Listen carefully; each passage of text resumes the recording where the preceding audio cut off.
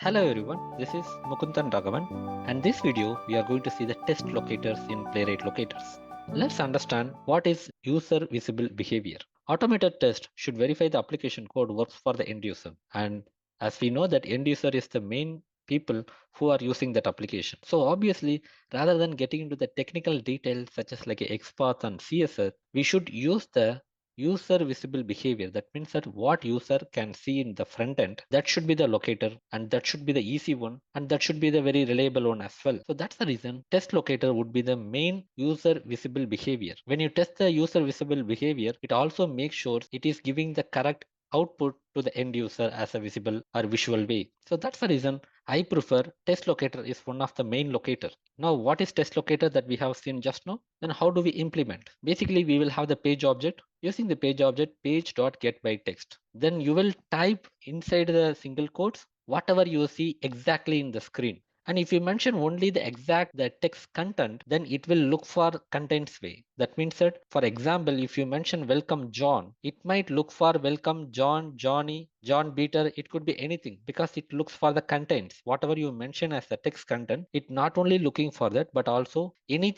text which contains the welcome John. So that's the reason sometimes we may need to execute along with exact key. So whenever you give the text value within the brackets, you will mention exact colon true. That means that you are exactly looking for only welcome comma John, nothing else. Even the best part is sometimes we will be using the regular expression. Why? Because every time you will not get the name as John. If somebody log in as a Peter or somebody log in as a Ram, you will have the welcome Peter or welcome Ram. So in that case, we can use the regular expression as well. And apart from that, there are some cases where the web page contains multiple spaces between the words, or it will be having the leading or trailing spaces, sometime next line characters. So in those scenarios, in existing way of XPath and CSS, we could use the normalize method. Again, it will add one more step to the automation code. However, in Playwright, getByText automatically removes that multiple spaces, leading and trailing spaces. Even it will normalize the existing next line characters. We will see in the demo session how it works and what is the existing method which is normalized. Now, when to use the text locators? As you clearly see, text locators are non-interactive elements. That means that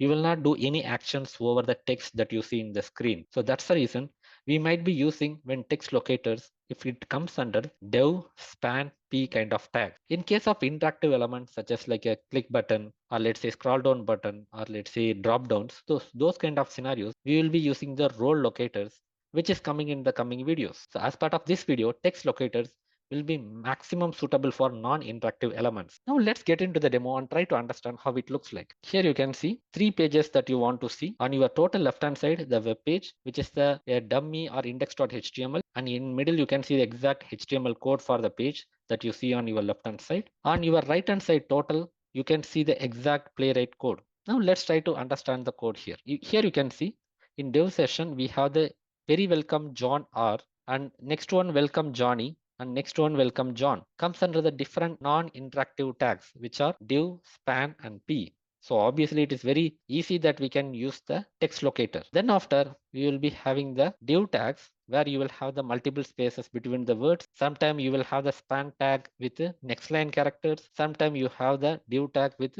leading and trailing spaces. In those scenarios, you don't need to mention the text value in your test automation code with spaces or next line characters. You can directly mention only the actual test that you want to look for. That's the reason in your automation code here you can see welcome John. So when you mention welcome John without having the exact key and value, what would happen is like even it will look for this very welcome John or it will look for welcome Johnny also because it also contains the welcome John, maybe some other text in the starting or in the end.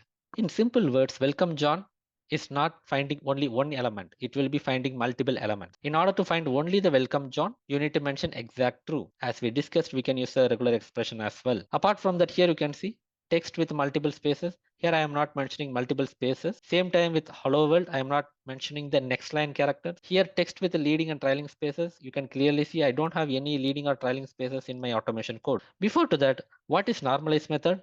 So if you go to the normal XPath, you might be using the normalize space method where you need to execute one more line, normalize space, and it will be just removing the leading and trailing spaces and white space character. So since we are using the Playwright, we don't need to have multiple locators or let's say multiple methods to remove the spaces. Let's execute this one and see the output. Here you can see welcome John tries to find multiple things. For example, it also finds the very welcome John, or it also finds the welcome John because it contains the Johnny, also contains the John and welcome John. So all three has been found. So that's the reason it is telling like you are trying to find the welcome John, but you are finding multiple elements for that. So in order to avoid that, we are going to use the only exact method. So let me comment this and save it and re-execute one more time. See, now this time everything got passed. So that means that it is able to find all the elements that we discussed. Now let's look for the regular expression. In regular expression, I'm going to tell it could start with welcome, comma, and it could be any alphanumeric character. In order to avoid the confusion, I am making only the p tag with welcome Peter. Let me execute and see the output. See, now everything passed. Let me change. Next time maybe somebody, Nisha, has logged in. Again execute. It should pass. See, now you can see it is not looking for the static content, which is the name.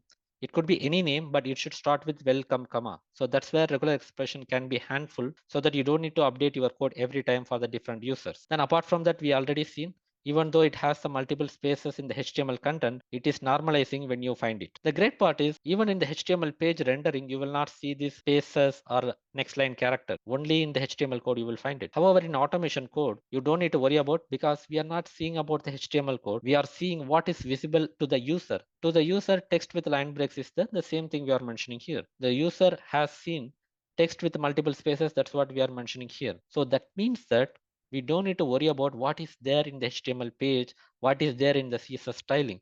We are looking for the only the visible text to the user. The same thing will be used in our test automation code. So that's the beauty about the get by text. So let's summarize what we have seen. So we have seen what is test user visible behavior. Basically, we are testing only the user visible text that they see in the rendered page. And we have seen the multiple combination. For example, if you mention only the get by text, it will look for the contains method. Or if you mention the exact text, then you will mention the exact true. Then even we can use sometimes the regular expression to accommodate the test cases to cover all type of users, all type of dynamic content. And after that, we have seen we don't need to worry about the spaces and trailing spaces. We can directly use the get by text. And last but not least, we have seen how to use the text locators and when to use the text locators. For example, we will be using the text locators wherever we find the non-interactive elements such as dev, pan, p, and whichever non-interactive. And we have seen the quick demo. And that's all about this video. And always be a rainbow in others' cloud.